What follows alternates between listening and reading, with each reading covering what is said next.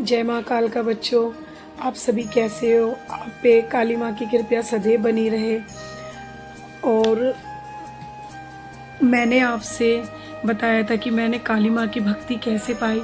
आज मैं आपको डिटेल में बताऊंगी कि मैंने काली माता की भक्ति कैसे पाई। जब काफ़ी साल हो गए, मुझे 11-12 साल हो गए जब मैं अपनी माँ की भक्ति मैंने शुरू की थी। और ऐसा नहीं है कि मेरे ऊपर परेशानी नहीं आई थी, बहुत परेशानी आई थी, बहुत संकट आए थे, लेकिन जब माँ मेरे साथ थी तो सब मैंने झेल लिया हंसते हंसते। एक दिन तो ऐसा हो गया था कि मेरे हस्बैंड कहने लगे थे कि काली माँ को नहीं रखते।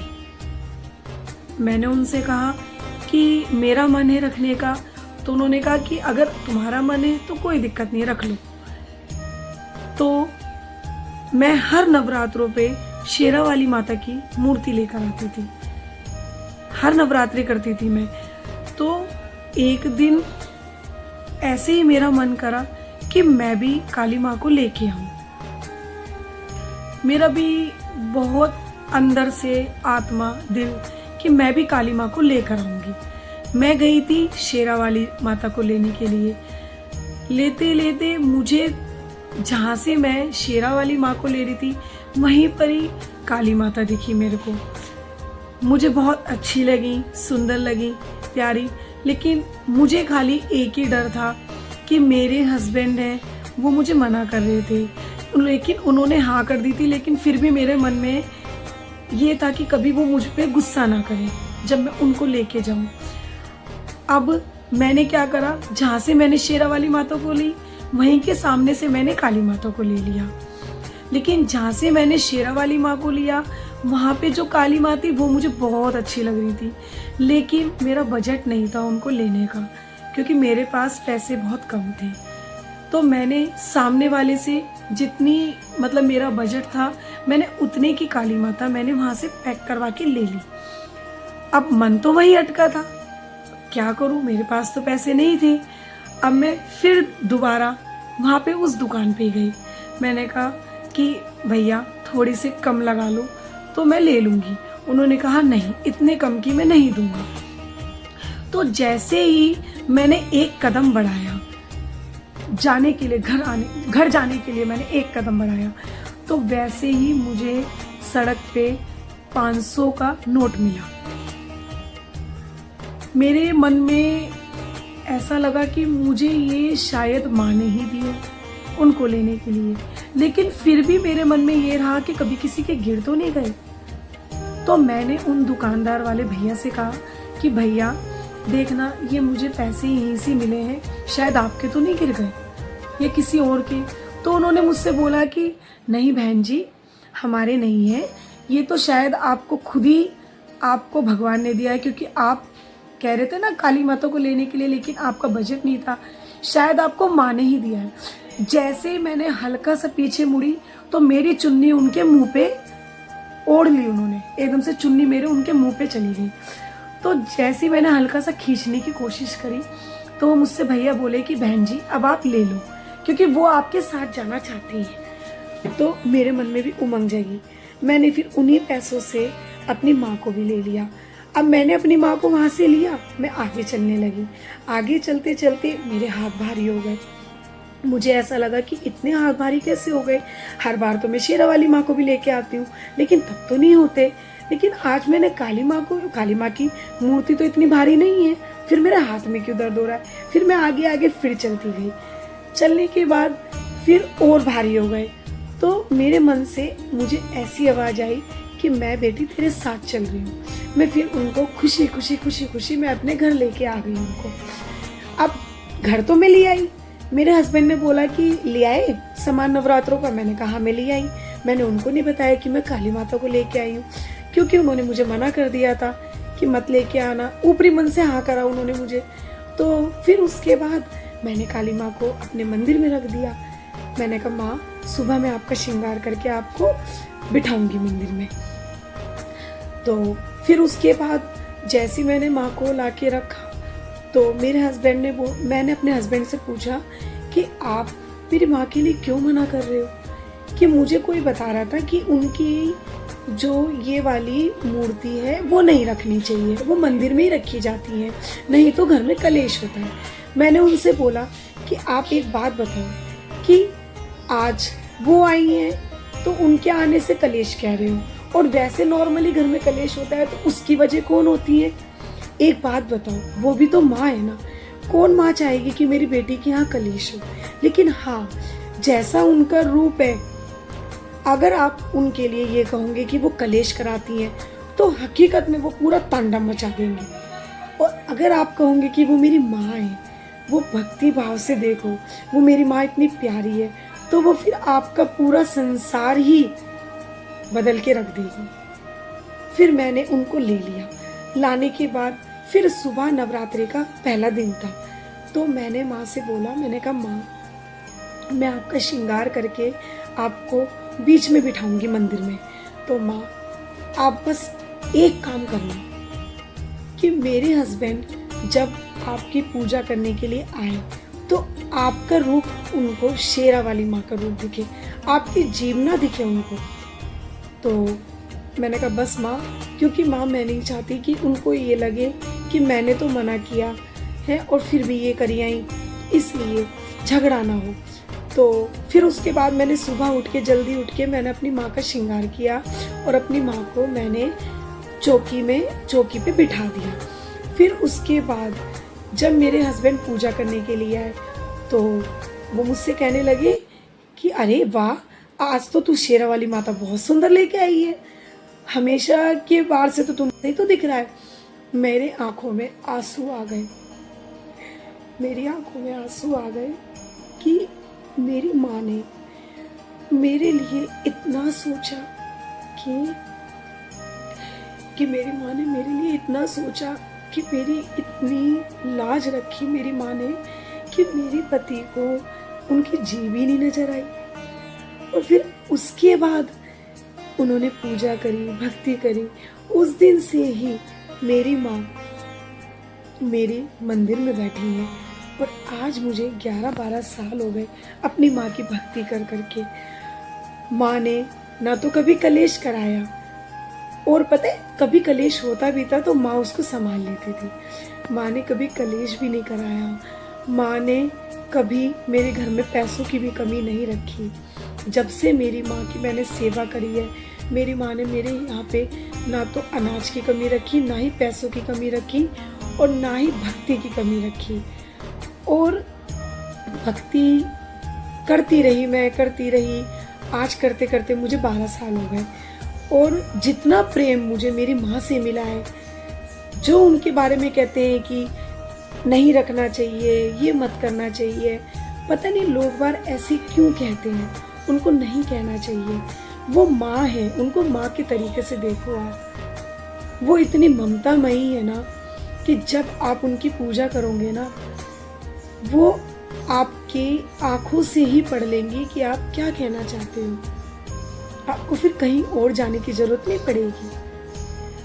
और फिर तो ये लगा लो चमत्कार पे चमत्कार होते ही रहे मेरे मंदिर में, लेकिन कभी मैंने किसी को बताया ही नहीं, क्योंकि ये मेरी माँ ने चमत्कार मेरे लिए किए या मेरे परिवार के लिए किए, तो इसको तो मैं दूसरों को बताना चाहती ही नहीं, क्योंकि चमत्कार तो करती हैं वो, इतने चमत्कार करती हैं, बहुत चमत्कार करती हैं। फिर ऐसे मैंने अपनी माँ की भक्ति करती रही। मुश्किलें भी आई, ठीक है, माँ ने मेरी परीक्षा भी ली, उस परीक्षा को ली भी और उस परीक्षा से मुझे निकाला भी।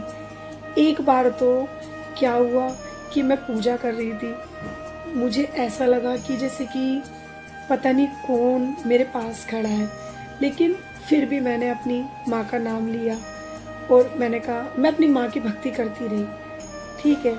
उसके बाद फिर मतलब मुझे कुछ भी नहीं हुआ, कोई मतलब डर नहीं लगा, कोई भी भय नहीं लगा। फिर एक दिन ऐसा हुआ कि मैं सो रही थी, तो सोते सोते वो कहते हैं ना परीक्षा, मुझे तो नहीं पता था कि ये परीक्षा है। मुझे तो बस खाली, मैं तो दिन रात अपनी माँ का जाप करती रहती थी, जय काली माँ, जय काली माँ, जय काली माँ, उनका ही जाप करती रहती थी। सोते उठते बैठते खड़े हुए, कहीं जा रही हूँ, कुछ भी कर रही हूँ, खाना बना रही हूँ तो जय माँ काली, जय माँ काली, जय माँ काली। फिर उसके बाद एक दिन ऐसा हुआ, मैं सो रही थी और सोने के बाद 2-2:30 बजे के करीब मुझे ऐसा लगा कि जैसे कि मुझे किसी ने आवाज़ दी, मेरे कान में मुझे आवाज़ दी कि काली माँ को निकाल के फेंक दो। मुझे बहुत गलत लगा। फिर मैंने मन ही मन बोल रही हूँ, माँ मुझे ऐसा कौन बोल रहा है, मैं तो अपनी माँ को नहीं फेंकूंगी, क्यों फेंकूं, मेरी ज़िंदगी है, वो मेरी माँ है। फिर मैं तुरंत ही एक तरफ कान में आ रहा है कि नहीं ऐसा मत करना। मैंने कुछ नहीं किया, मैं उठ गई। उठने के बाद मैं सीधा मंदिर में गई। 2-2:30 बजे मैंने मंदिर खोला। खोलने के बाद फिर मैंने माँ से कहा कि माँ मुझे ऐसा कह रहा है कोई, माँ प्लीज़ अगर आप मेरी परीक्षा ले रहे हो कोई दिक्कत नहीं, लेकिन माँ मुझे मेरा मन शांत कर दो, क्योंकि तुम्हें पता है कि तुम मेरी ज़िंदगी हो, और अगर मैंने ऐसा कुछ भी किया ना तो समझ लो मेरी खुद की जान चली जाएगी। मैंने कहा माँ ऐसा ना हो ना पाए। बस मैं जैसी माँ से कह के मैं सोई, फिर मुझे मेरी माँ ने दर्शन दिए और मैंने उनके दर्शन पाके तो मैं धन्य ही हो गई। जब मैंने उनके दर्शन पाए तो मैं धन्य हो गई। और फिर माँ ने मुझे बताया कि बेटा घबरा मत, मैं तेरे साथ हूँ। फिर मैंने हर परीक्षा से लड़ने की मेरे अंदर ताकत आ गई कि ये तो मेरी माँ की परीक्षा है, इनसे तो मैं लड़ लूंगी क्योंकि मेरी माँ मेरे साथ है। फिर मैंने सारी परीक्षाओं में मैं पास हो गई अपनी माँ की। और अब भी मुझे ये लगता है कि अगर मेरी माँ मेरी परीक्षा लेना चाहती है तो ले ले, क्योंकि माँ मेरे साथ है। उस दिन से ही मेरे जो भाव अपनी माँ के लिए, मैंने हमेशा अपनी माँ के भाव को ही नहीं रखना चाहिए, ये मत करना चाहिए। पता नहीं लोग बार ऐसे क्यों कहते हैं, उनको नहीं कहना चाहिए। वो माँ है, उनको माँ के तरीके से देखो आप। वो इतनी ममतामयी है ना कि जब आप उनकी पूजा करोगे ना, वो आपकी आंखों से ही पढ़ लेंगी कि आप क्या कहना चाहते हो। आपको फिर कहीं और जाने की जरूरत नहीं पड़ेगी। और फिर तो ये लगा लो चमत्कार पे चमत्कार होते ही रहे मेरे मंदिर में, लेकिन कभी मैंने किसी को बताया ही नहीं, क्योंकि ये मेरी माँ ने चमत्कार मेरे लिए किए या मेरे परिवार के लिए किए, तो इसको तो मैं दूसरों को बताना चाहती ही नहीं, क्योंकि चमत्कार तो करती हैं वो, इतने चमत्कार करती हैं, बहुत चमत्कार करती हैं। फिर ऐसे मैंने अपनी माँ की भक्ति करती रही। मुश्किलें भी आई, ठीक है, माँ ने मेरी परीक्षा भी ली, उस परीक्षा को ली भी और उस परीक्षा से मुझे निकाला भी। एक बार तो क्या हुआ कि मैं पूजा कर रही थी, मुझे ऐसा लगा कि जैसे कि पता नहीं कौन मेरे पास खड़ा है, लेकिन फिर भी मैंने अपनी माँ का नाम लिया और मैंने कहा, मैं अपनी माँ की भक्ति करती रही, ठीक है। उसके बाद फिर मतलब मुझे कुछ भी नहीं हुआ, कोई मतलब डर नहीं लगा, कोई भी भय नहीं लगा। फिर एक दिन ऐसा हुआ कि मैं सो रही थी, तो सोते सोते वो कहते हैं ना परीक्षा, मुझे तो नहीं पता था कि ये परीक्षा है। मुझे तो बस खाली, मैं तो दिन रात अपनी माँ का जाप करती रहती थी, जय काली माँ, जय काली माँ, जय काली माँ, उनका ही जाप करती रहती थी। सोते उठते बैठते खड़े हुए, कहीं जा रही हूँ, कुछ भी कर रही हूँ, खाना बना रही हूँ तो जय माँ काली, जय माँ काली, जय माँ काली। फिर उसके बाद एक दिन ऐसा हुआ, मैं सो रही थी और सोने के बाद 2-2:30 बजे के करीब मुझे ऐसा लगा कि जैसे कि मुझे किसी ने आवाज़ दी, मेरे कान में मुझे आवाज़ दी कि काली माँ को निकाल के फेंक दो। मुझे बहुत गलत लगा। फिर मैंने मन ही मन बोल रही हूँ, माँ मुझे ऐसा कौन बोल रहा है, मैं तो अपनी माँ को नहीं फेंकूंगी, क्यों फेंकूं, मेरी ज़िंदगी है, वो मेरी माँ है।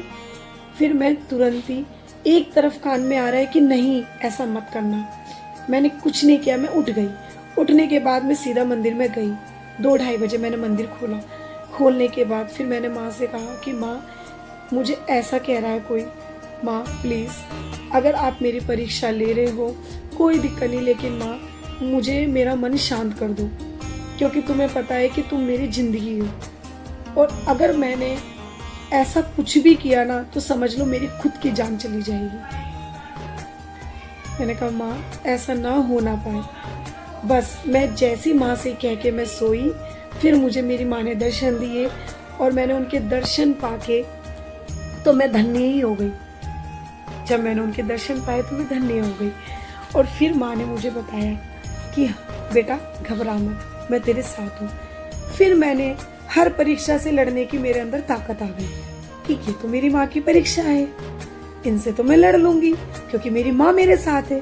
फिर मैंने सारी परीक्षाओं में मैं पास हो गई अपनी माँ की। और अब भी मुझे ये लगता है कि अगर मेरी माँ मेरी परीक्षा लेना चाहती है तो ले ले, क्योंकि माँ मेरे साथ है। उस दिन से ही मेरे जो भाव अपनी माँ के लिए, मैंने हमेशा अपनी माँ के भाव को ही अर्पित किया है। अपने भाव मैंने अपनी माँ के चरणों में अर्पित किए हैं कि जो मेरे पास, अगर मेरे पास किसी दिन ज़्यादा परेशानी है तो जैसे मैं हूँ ऐसी मेरी माँ है। माँ मुझे कभी नहीं कहती कि बेटा तू मेरे लिए ये कर वो कर वो कर, लेकिन नहीं, मेरा तो फर्ज बनता है ना अपनी माँ के लिए करने का, क्योंकि बेटी तो होती है जो अपनी माँ के लिए सोचती है। माँ तो अपने बच्चों को खूब भर भर के देती है और बच्चे ले भी लेते और फिर भूल भी जाते हैं लेकर। कभी ये नहीं सोचते कि हमने अपनी माँ के लिए क्या किया। जो बच्चे आज जीते जी अपने माँ बाप को आश्रम में छोड़ के आ जाते हैं, क्या वो खुद उनकी सेवा नहीं कर सकते? आप अपनी माँ बाप की तो सेवा नहीं कर पा रहे हो हैं, और आप सोच रहे हो कि आपको देवी देवता की आप सेवा करोगे तो क्या वो आपसे प्रसन्न होंगे? नहीं होंगे, क्योंकि आप अपने माँ बाप की भी तो नहीं सेवा कर पा रहे हो ना। आप उनको कह देते हो, वो चले जाते हैं, लेकिन याद रखना, जिसके ऊपर माँ बाप का हाथ नहीं होता है वो औलाद कभी भी खुश नहीं रहती। ठीक है, बहुत सी बातें ऐसी होती है कि बच्चों का इतना गर्म खून होता है कि उन्हें माँ बाप की कई बातें बुरी लगने लग जाती हैं, लेकिन एक बार बच्चे ये भी तो सोच सकते हैं कि आज अगर हमारे माँ बाप हमें बुरा बोल भी रहे हैं तो फिर उनके बुरा बोलने में शायद हमारा कुछ भला छिपा। ये तो बच्चों को खुद समझना चाहिए ना। कोई भी माँ बाप अपने बच्चों का बुरा नहीं करता। सब अपने बच्चों के लिए यही सोचते हैं कि अच्छे से अच्छा हो, लेकिन आजकल बच्चे ऐसे हो गए कि अगर उनको हम एक शब्द बोल रहे हैं तो वो हमें 10 शब्द सुनाते हैं। लेकिन कहते हैं ना कि आज जिस पद पे हम लोग खड़े हैं ना, उस पद पे कल को बच्चों को भी खड़ा होना है। आज मैं भी हूँ, मैं भी ये लगा लूँ कि पहले मेरा भी दिमाग इस तरीके का था कि मुझे गुस्सा बहुत आता था, नहीं बर्दाश्त होती थी किसी की भी कोई बात। लेकिन आज गलत तो अब भी नहीं बर्दाश्त होती है कि कोई गलत अगर कर रहा है वो भी बर्दाश्त नहीं होती है, लेकिन आज मैं जवाब नहीं देती हूँ, मेरी काली माँ जवाब देती है। उसमें मेरे बच्चे हो, मेरा पति हो या और कोई भी हो, सबको जवाब मेरी काली माँ देती है। अच्छा बच्चों, अब मैं आपसे नेक्स्ट वीडियो में मिलती हूँ। मैं काली माँ की बेटी रूपाली जैन।